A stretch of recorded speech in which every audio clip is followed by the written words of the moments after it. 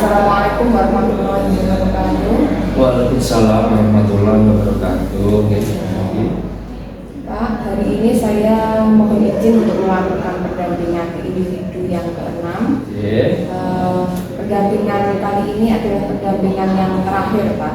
Oh ya. Di puncak acara pendidikan guru penggerak ini, pendampingannya hanya sampai dengan pendampingan individu yang keenam. Dan setelah ini akan ada lokakarya 6 dan juga ada lokakarya 7. Dan nantinya ketika ada kegiatan lokakarya 7, saya mohon Pak Subur sebagai kepala sekolah dari Ibu Tuni Rahayu berkenan hadir di acara lokakarya 7 tersebut. Karena di acara lokakarya 7 tersebut ada panen hasil karya dari para calon guru penggerak. Di situ nanti acaranya akan mengundang dari Dinas Pendidikan, cabang Dinas Pendidikan, dan juga mengundang dari Kabupaten, pemerintah Kabupaten Kediri juga, karena sebagai penanggung jawab dari program kegiatan ini.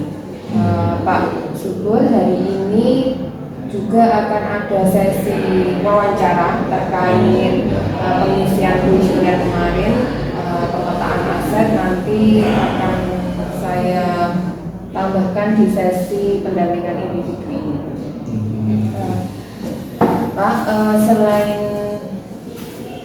kegiatan diskusi sudah saya sampaikan tadi, saya akan juga melakukan wawancara kepada perwakilan aktor yang terlibat untuk mengecek kesepahaman akan tujuan pemetaan dan proses yang terjadi dengan menggunakan pertanyaan-pertanyaan yang akan saya sampaikan kepada Bapak Kepala Sekolah. Sudah siap ini? Insyaallah. Untuk yang pertama, saya ingin mengetahui Pak, bagaimana proses dari Bapak Kepala Sekolah dalam melakukan identifikasi sumber daya yang ada di sekolah SDN Kepung 1 itu Pak. Ya, terima kasih. Untuk mengidentifikasi yaitu perlu pemahaman kebutuhan sekolah secara menyeluruh. Terus apa yang diperlukan di situ gunanya untuk mendukung proses pembelajaran, manajemen sekolah, dan kesejahteraan siswa.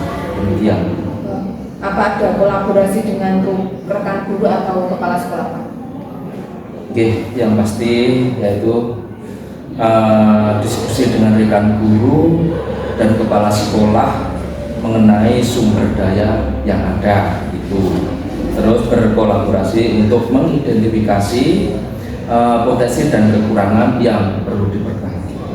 Menurut Bapak, setelah mengamati yang ada di sekolah Bapak, apa yang Bapak didapatkan di pengamatan di lapangan?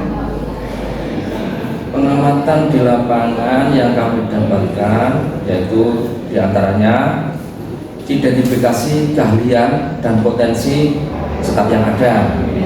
Terus memanfaatkan potensi guru, tenaga kependidikan, dan siswa, terutama siswa, untuk memperkaya proses pembelajaran. Tentunya ada manfaat di lingkungan sekolah, tentunya ada yang dapat dimanfaatkan Pak. Di lingkungan sekolah selain itu yang mungkin ada teknologi informasi yang bisa dimanfaatkan Pak. Oh iya, gini Bu.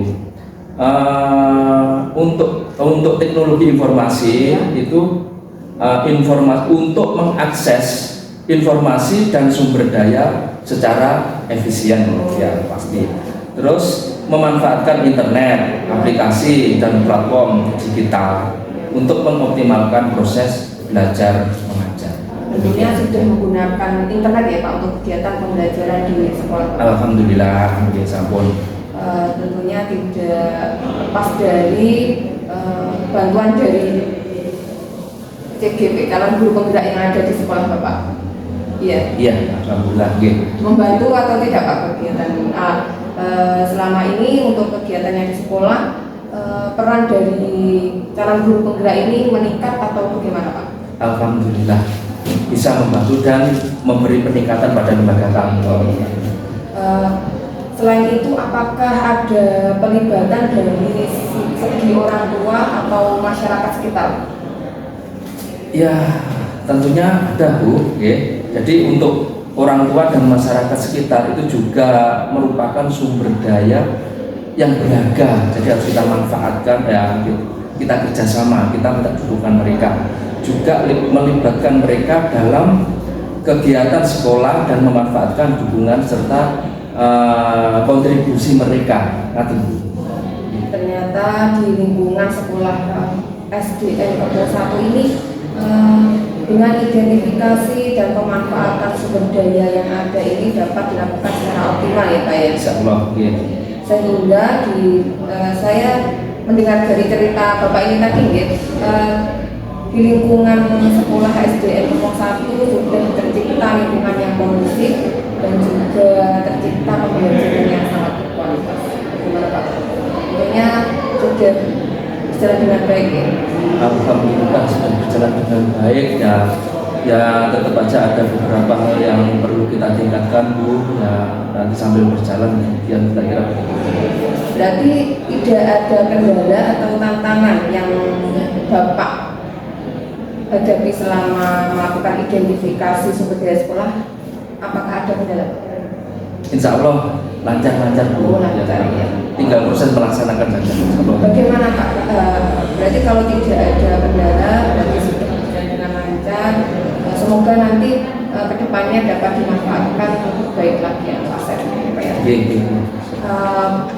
Pak, saya ingin tahu perasaan dari Bapak ketika berhasil mengidentifikasi sumber daya di sekolah Pak. Bagaimana perasaan? Ya alhamdulillah tuh sangat lega, sangat bangga. Ya lancar lah demikian. Merasa senang ya Pak ya? Iya. Ternyata kita bisa mengidentifikasi aset-aset yang ada di sekolah Bapak. Iya. Pak, saya ingin tahu apa pertimbangan dari Bapak dalam menentukan sumber daya yang ada di sekolah. Dalam menentukan sumber daya, pertimbangannya itu saya dalam menentukan daya sekolah, yaitu dengan melihat fakta yang ada dan yang tersedia dari 7 aset atau modal yang dimiliki oleh sekolah. Itu diantaranya. Terus untuk menjalankan pendidikan secara efektif diperlukan sebuah konsep yang mampu mengatur, mengarahkan dan mengkoordinasikan pengelolaan sumber daya pendidikan dengan cermat dan efisien. Dan juga konsep tadi tidak hanya berfungsi sebagai kerangka kerja, tetapi juga sebagai pandangan berpreventif untuk memanfaatkan setiap elemen dalam sistem pendidikan dan berfungsi secara optimal. Ternyata di pertimbangannya sangat banyak nih Pak untuk menentukan sumber daya yang ada di sekolah. Ada melihat fakta, kemudian menjalankan dengan cara efektif dan juga menentukan kerangka kerja juga. Ya Pak ya. Pak, apakah terdapat hal lain yang dapat dijadikan sumber daya sekolah yang belum Bapak temukan dalam proses yang sudah berlangsung? Selain dari 7 modal aset, ada 1 aset alumni SD dan komunitas yang ada di lingkungan sekitar. Ada lagi ternyata ya Pak. Ada. Terima kasih Pak atas sesi wawancaranya. Tadi saya sudah melihat banyak sekali perkembangan yang didapatkan oleh SDN Kebon 1 ini. Semoga nantinya bisa meningkat lagi ya Pak ya. Amin. Sebelum itu saya juga mohon dulu diri Pak pamit ya, karena sesi saya sebagai pendamping di SDN Kebon 1 sudah selesai. Setelah ini ada loka karya 7 sebagai penutupan dari kegiatan pendidikan guru penggerak. Di bulan ini adalah di bulan terakhir kami melakukan sesi pendampingan dan saya ucapkan banyak sekali terima kasih Pak atas dukungan kemudian motivasi dari Bapak sehingga Ibu Tuni Rahayu ini bisa menyelesaikan pendidikan guru penggeraknya. Sama-sama dari pihak SDN Kebon 1 juga berterima kasih atas bimbingan dari Bu Devi. dengan keikutsertaannya Bu Ayu, mudah-mudahan juga bisa membawa SD kami semakin maju lagi, semakin giat lagi, dan sangat-sangat itu anak-anak. Ya, terima kasih saya sampaikan, kurang lebihnya saya mohon maaf yang sebesar-besarnya. Saya akhiri ya Pak ya. Mohon diri. Wassalamualaikum warahmatullahi wabarakatuh. Waalaikumsalam warahmatullahi wabarakatuh.